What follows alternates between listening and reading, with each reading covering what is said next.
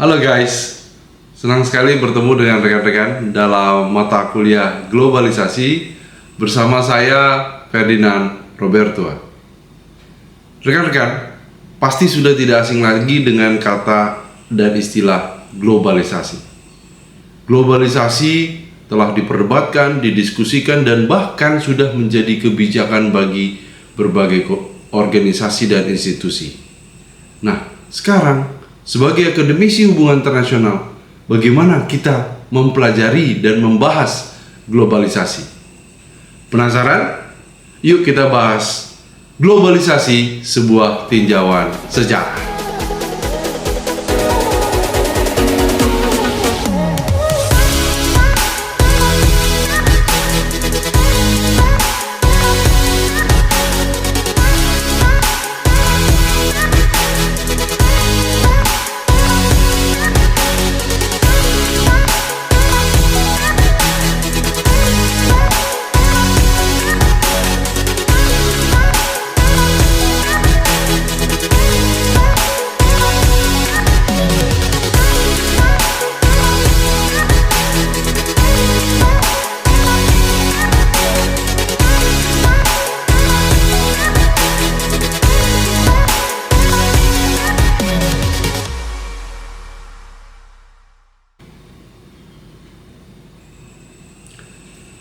Rekan-rekan, di dalam mata kuliah globalisasi ini kita akan mempelajari banyak hal terkait globalisasi. Kita mulai dengan tinjauan sejarah, kemudian kita akan membahas berbagai fenomena yang terjadi terkait globalisasi, mulai dari globalisasi ekonomi, globalisasi politik, benturan peradaban dan globalisasi, hingga gerakan perjuangan masyarakat sipil lintas batas. Globalisasi adalah sebuah kata yang tidak akan mungkin hilang dari sejarah peradaban manusia. Sudah terjadi ratusan tahun yang lalu dan akan terus terjadi. Oleh karena itu, mata kuliah ini menjadi sangat penting buat kita semua, khususnya bagi akademisi hubungan internasional, agar kita mampu memformulasikan apa yang harus kita lakukan untuk globalisasi yang lebih baik bagi kesejahteraan umat manusia. Pada pertemuan ini dan dalam video ini, kita akan meneliti lebih dahulu mengenai tinjauan sejarah globalisasi itu sendiri. Seberapa lamakah kita mengenal globalisasi dan bagaimana masa depan dari globalisasi ini? Mari kita mulai dengan mempertanyakan tentang sebenarnya globalisasi itu apa? Apa itu globalisasi? Bagi saya, globalisasi itu ada 3. Yang pertama, globalisasi dijadikan sebagai sebuah teori. Ketika kita mengatakan teori, maka teori adalah formula yang digunakan untuk menjelaskan perilaku manusia, perilaku organisasi, bahkan perilaku negara dan organisasi internasional. Perilaku sebuah institusi pasti memiliki alasan dan faktornya. Dan ketika kita melihat globalisasi sebagai sebuah teori, maka globalisasi itu bisa menjadi faktor munculnya kebijakan sebuah negara atau sebuah institusi. Ketika kita mengatakan globalisasi sebagai sebuah teori, maka kita dapat melihat dampak yang terjadi akibat globalisasi dan kebijakan yang dilakukan agar memperbaiki kelemahan-kelemahan yang terjadi akibat globalisasi. Jadi teori itu berbicara tentang sebab dan akibat, dan globalisasi bisa menjadi sebab dan juga menjadi akibat. Itu kalau kita melihat globalisasi sebagai sebuah teori. Kita juga bisa melihat globalisasi sebagai sebuah konsep. Kalau kita melihat globalisasi sebagai sebuah konsep, maka globalisasi itu adalah kumpulan abstraksi dari berbagai fenomena dan kejadian yang terjadi. Jadi ketika kita mengatakan globalisasi, maka di dalam sebuah globalisasi sebagai sebuah konsep, banyak sekali yang terjadi, banyak sekali aktor yang terlibat, banyak sekali fenomena yang terlibat. Misalnya ketika kita mengatakan globalisasi ekonomi, terlintas dalam pikiran kita adalah mengenai makanan siap saji, atau kita bicara tentang budaya pop Korea yang mendunia. Berarti kita mengatakan bahwa globalisasi ekonomi itu terdiri atas beberapa fenomena seperti budaya pop Korea atau makanan siap saji yang sudah disediakan di berbagai negara. Itu kalau kita melihat globalisasi sebagai sebuah konsep. Nah, tadi sudah saya katakan ada berbagai fenomena. Urutan terkecil dalam hierarki tata pikiran atau tata kelola pikiran adalah sebagai sebuah fenomena atau sebagai sebuah unit. Ini adalah yang paling rendah. Jadi globalisasi itu ya McDonald, globalisasi itu ya Starbucks. Ketika kita menggunakan Instagram atau Zoom, kita menjadi bagian dari globalisasi. Atau kita ketika menonton budaya pop Korea atau F1, balapan jet darat, balapan mobil yang kita kenal dengan F1, ya berarti kita menjadi bagian dari globalisasi. Bisa juga kalau kita melihat pergeseran dari rejim politik yang otoriter ke demokratis, itu juga menjadi sebagai sebuah fenomena globalisasi politik. Globalisasi ditempatkan sebagai sebuah fenomena. Ini adalah yang paling rendah. Jadi mulai dari teori, kemudian diturunkan ke konsep, dan diturunkan ke tingkatan yang paling rendah, yaitu fenomena atau unit yang terjadi. Maka globalisasi itu bisa kita lihat baik sebagai sebuah teori, bisa juga sebagai konsep, dan bisa juga sebagai sebuah fenomena.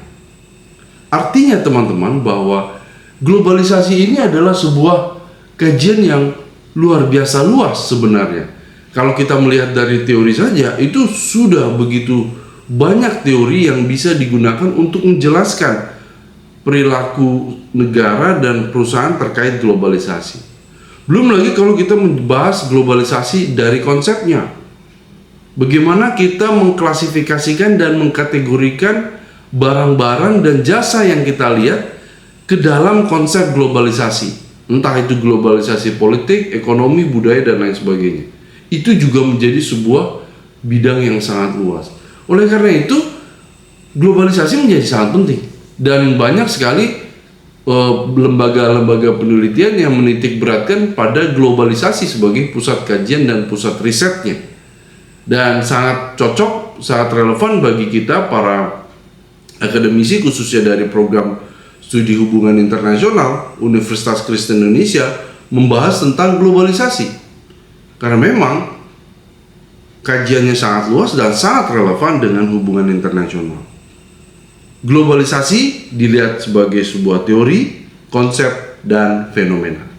Nah, sekarang kalau kita mengatakan globalisasi, apa definisi dari globalisasi?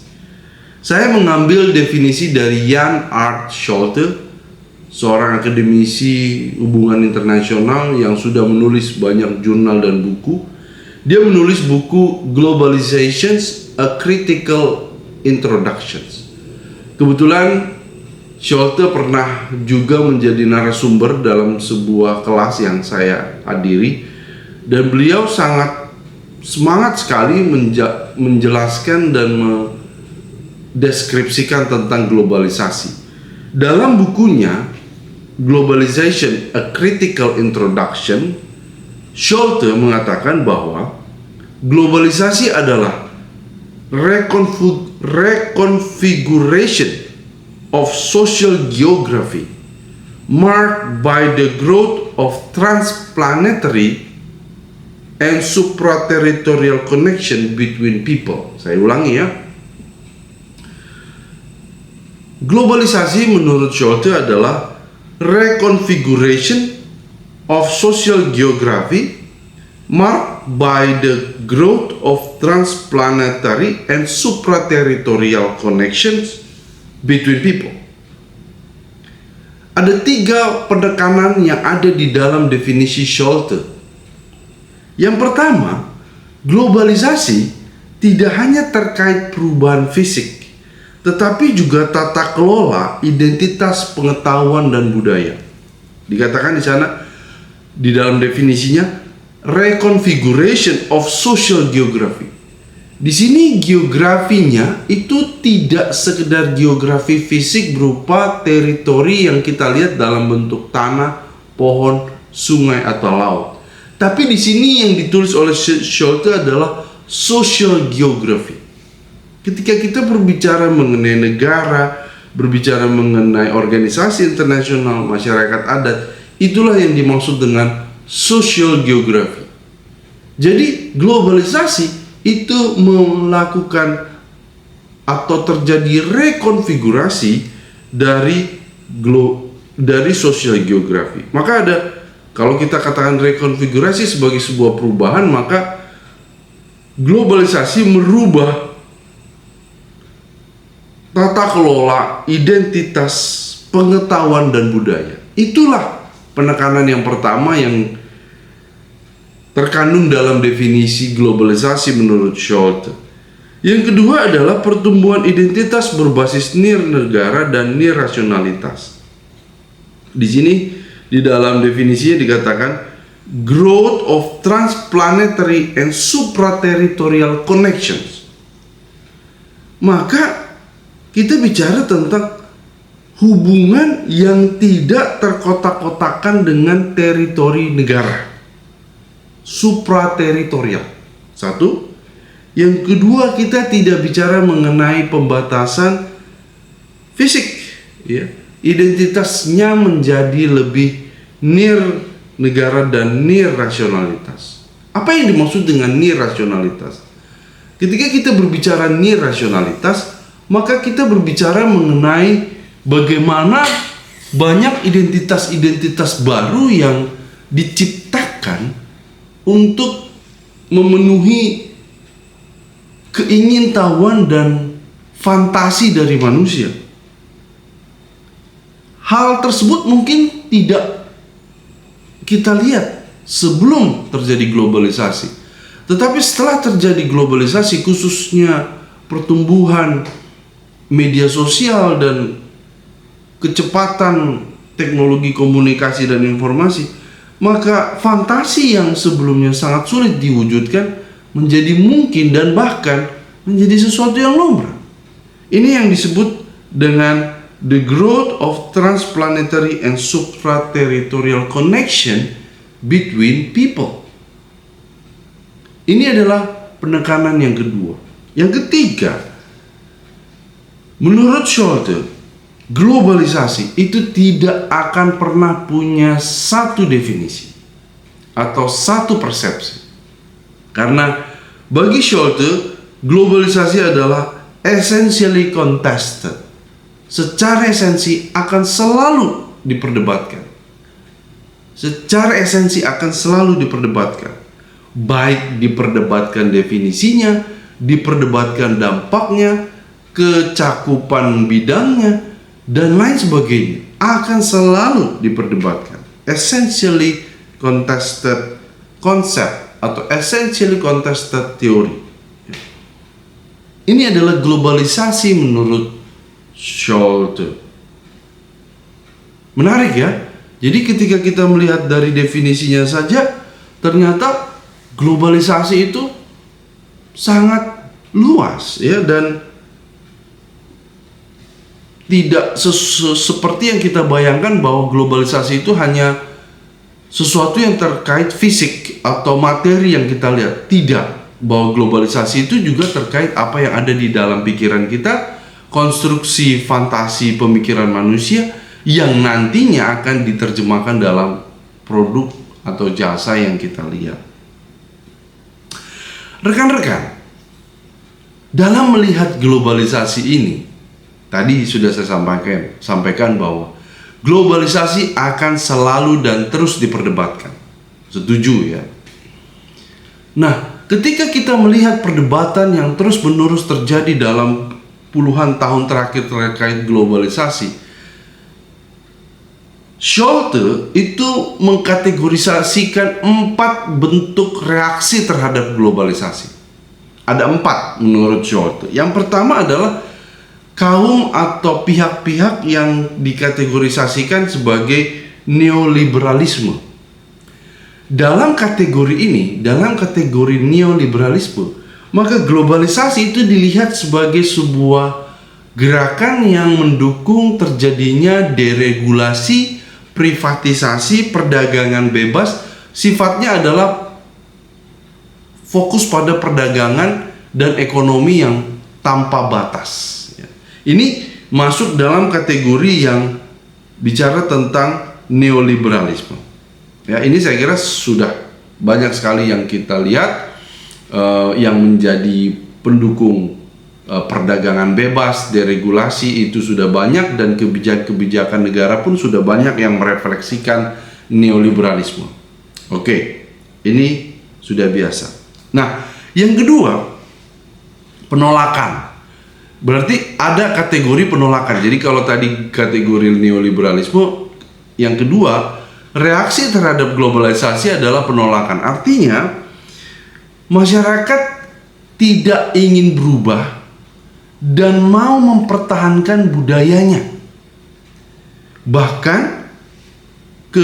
dalam beberapa kasus mereka mempertahankannya dengan kekerasan, dengan irasionalitas.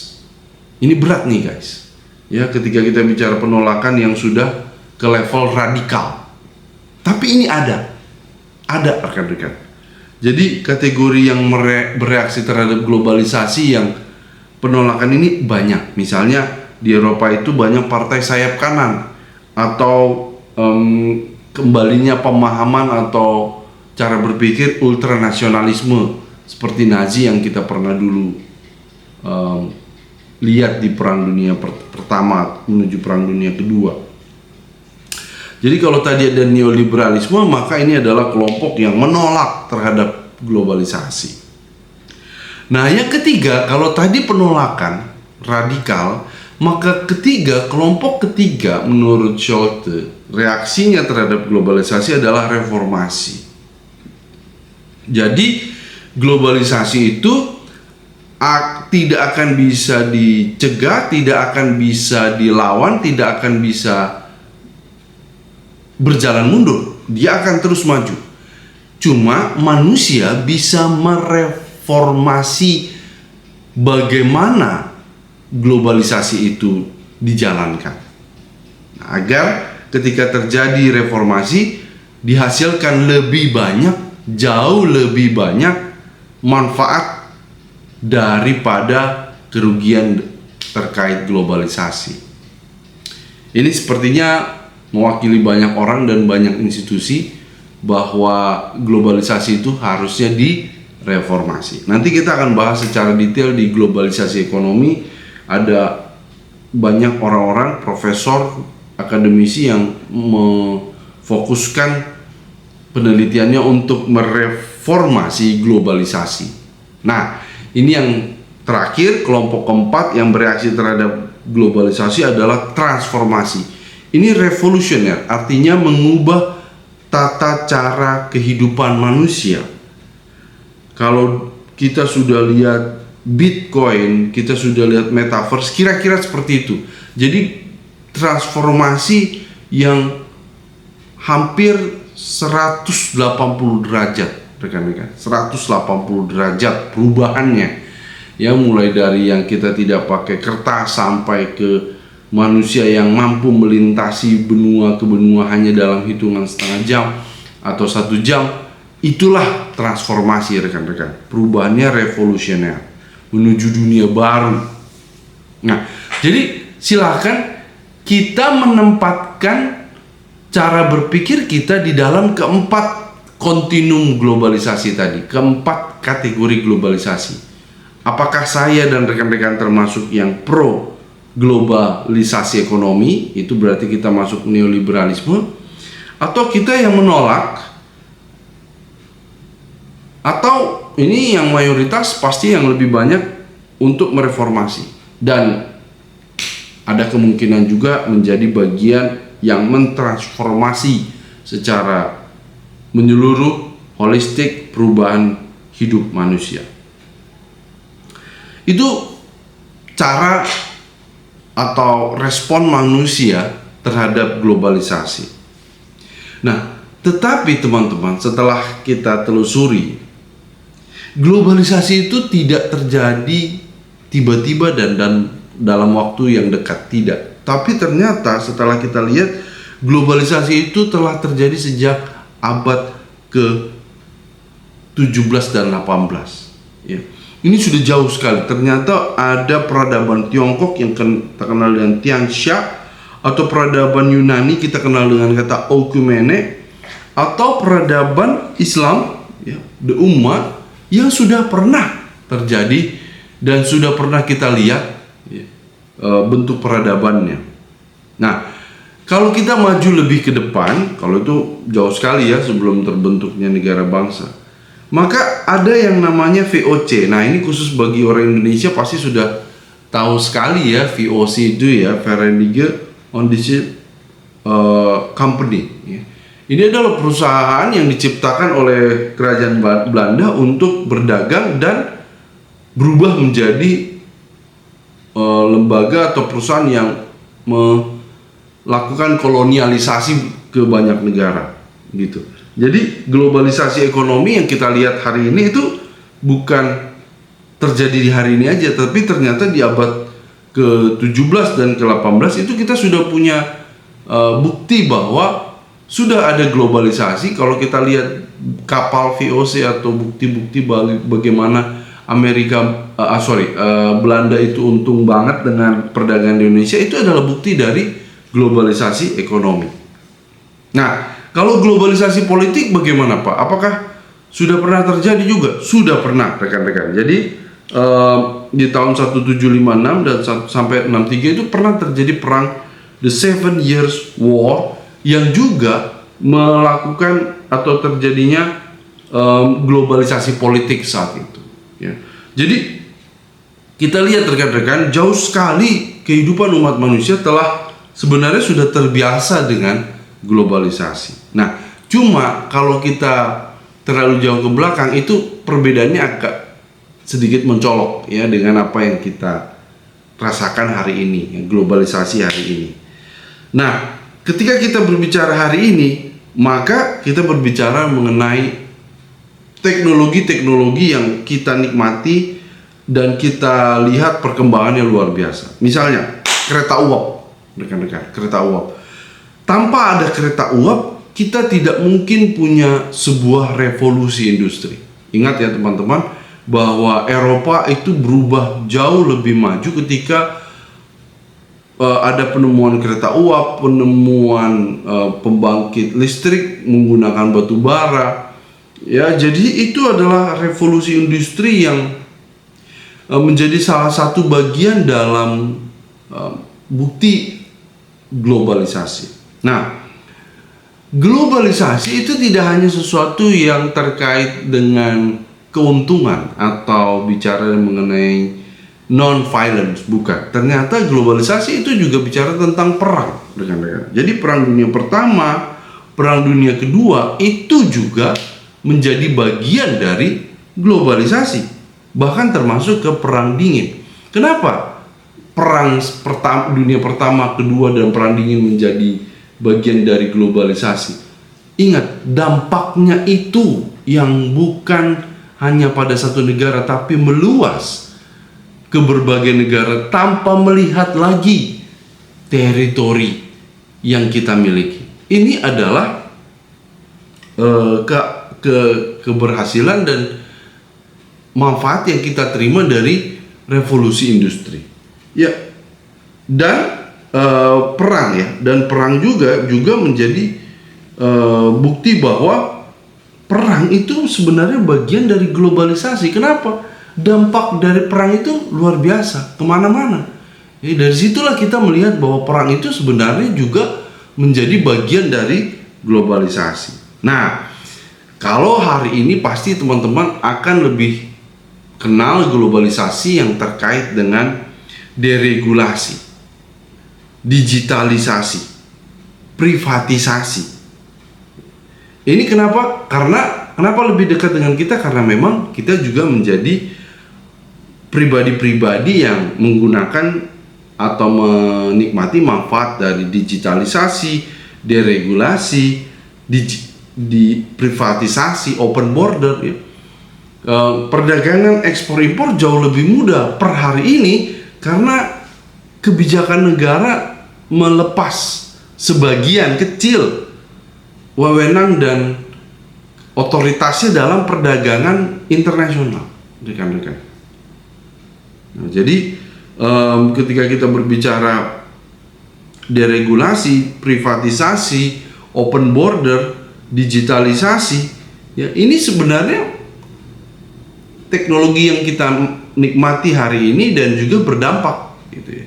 Kalau sebelumnya kita lihat globalisasi itu sifatnya mematikan ya, tapi berdampak pada banyak negara seperti Perang Dunia Pertama, Kedua dan Perang Dingin, maka per hari ini kita melihat globalisasi yang non-violence dan dinikmati manfaatnya oleh ratusan juta bahkan miliaran umat manusia melalui adanya deregulasi, privatisasi, open border dan digitalisasi. Ya, kita semua sudah punya Instagram, minimal Facebook lah, pasti kita pernah punya dan mungkin masih punya Facebook gitu. Jadi Facebook adalah bagian dari digitalisasi hubungan sosial masyarakat. Ya, nah ini adalah bentuk-bentuk dari globalisasi dan bentuk-bentuk ini ternyata tidak permanen. Karena apa? The future we don't know yet. Jadi di globalisasi ini akan terus berubah dalam tempo 5 tahun, 10 sampai 15 tahun dan seterusnya akan terus berubah, tapi kita tidak tahu per hari ini berubah menjadi apa. The future we don't know yet.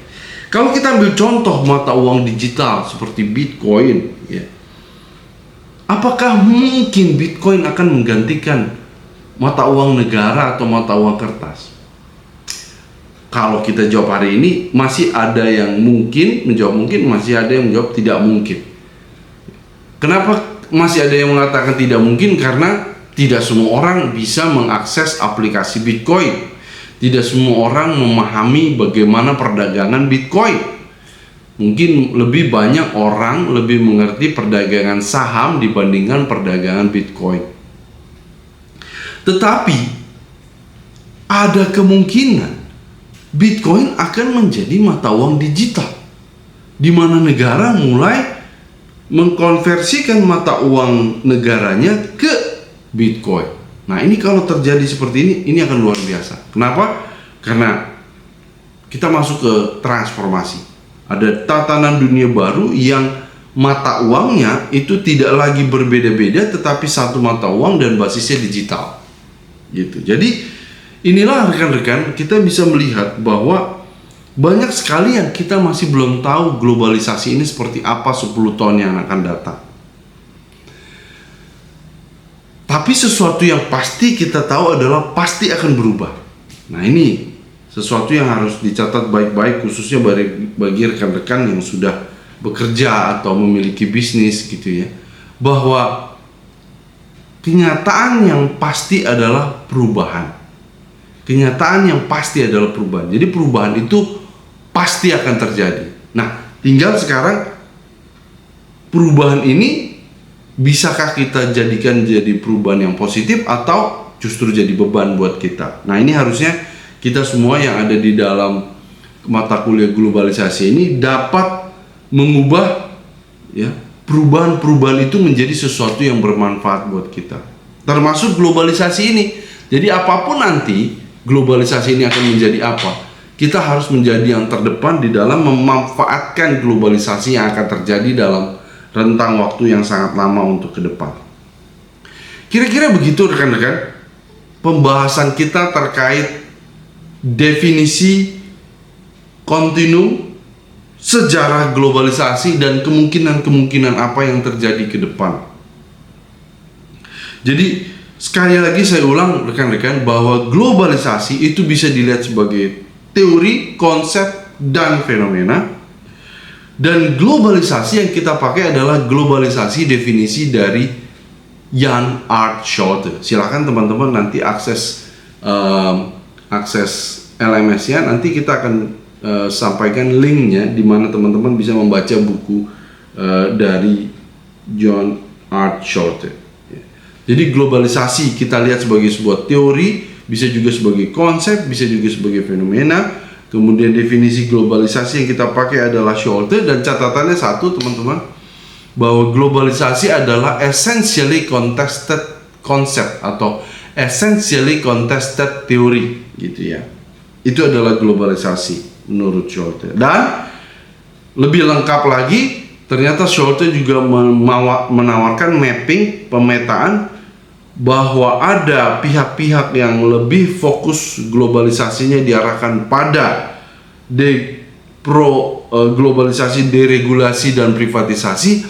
Ada banyak masyarakat sipil atau organisasi keagamaan yang masuk pada kategori penolakan, dan mahasiswa kita, dosen kita, guru besar kita itu menjadi bagian yang reformasi, ya, menggunakan pengalamannya untuk mereformasi berbagai institusi. Dan kita juga bicara mengenai transformasi di mana terjadi perubahan umat manusia, masyarakat manusia 180 derajat.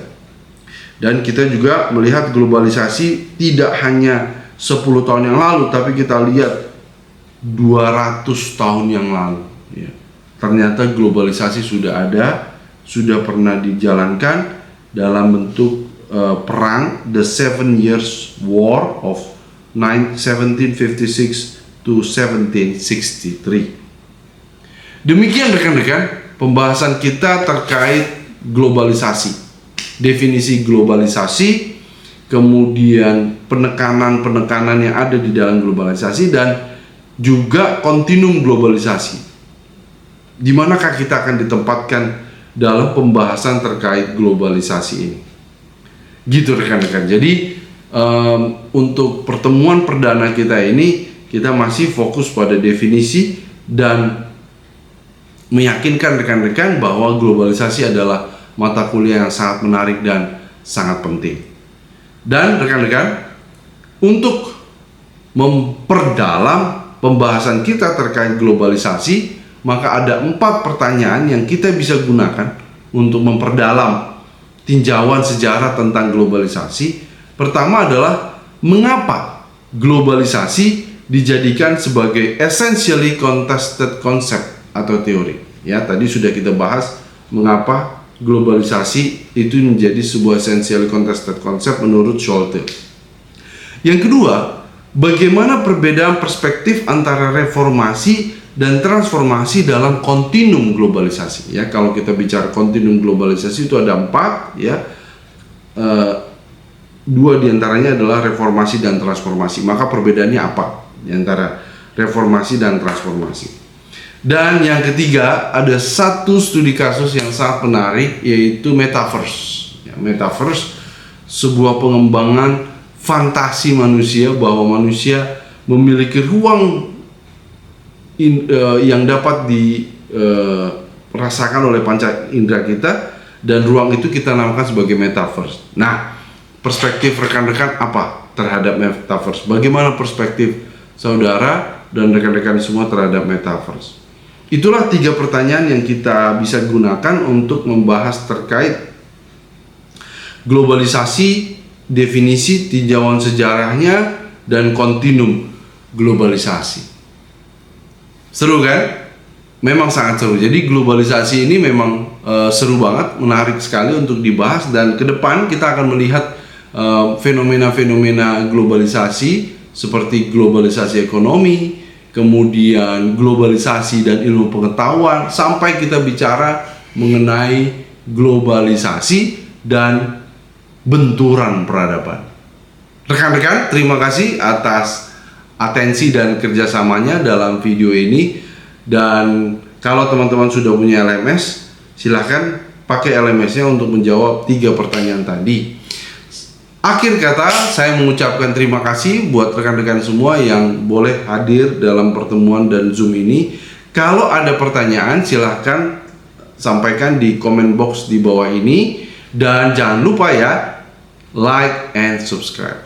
Terima kasih rekan-rekan atas perhatian dan kerjasamanya. Sampai jumpa di pertemuan dan video berikutnya. Dadah.